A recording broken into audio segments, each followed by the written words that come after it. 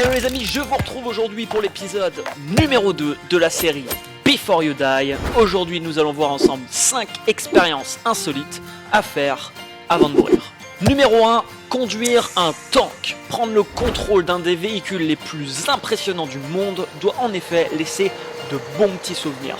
Cette expérience est maintenant possible et réalisable à Prague avec une société qui le propose. A mon avis, ça doit être assez impressionnant. Alors si je passe un jour à Prague les amis, promis, je vous filmerai ça. C'est d'ailleurs une ville que j'ai envie de visiter. Numéro 2, explorer l'épave d'un bateau en plongée. Plusieurs épaves dispersées aux 4 coins du monde et qui ne demandent qu'à être explorées.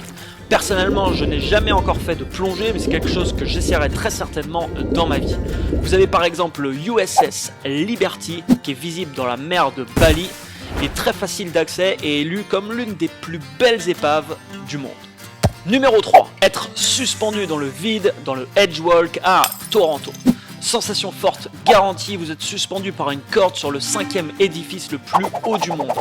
Cette tour fait 555 mètres de haut et c'est devenu l'emblème de la ville de Toronto.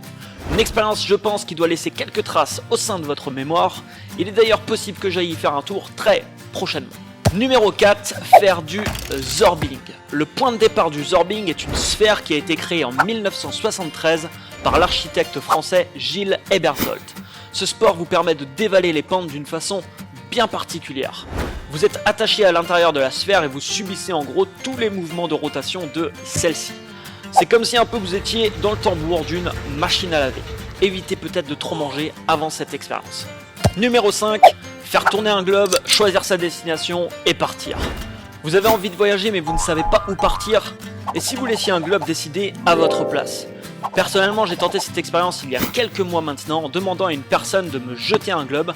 La règle était simple, au moment où je rattrapais le globe, mon index droit déterminerait ma prochaine destination. Résultat des courses, je suis tombé juste à côté du Japon, j'ai booké un billet dans la foulée et une semaine après, j'étais au Japon où j'ai vécu 3 semaines incroyables que vous avez pu d'ailleurs suivre sur ma chaîne YouTube. Si vous avez manqué le premier épisode de cette série, allez y jeter un œil, je vous partage 5 idées de choses à faire avant de faire le grand saut. Mettez-moi un énorme like sous cette vidéo si vous souhaitez que je continue ce type d'épisode. Abonne-toi à la chaîne si c'est pas encore fait. Et quant à moi, je te dis à très bientôt. Ciao ciao.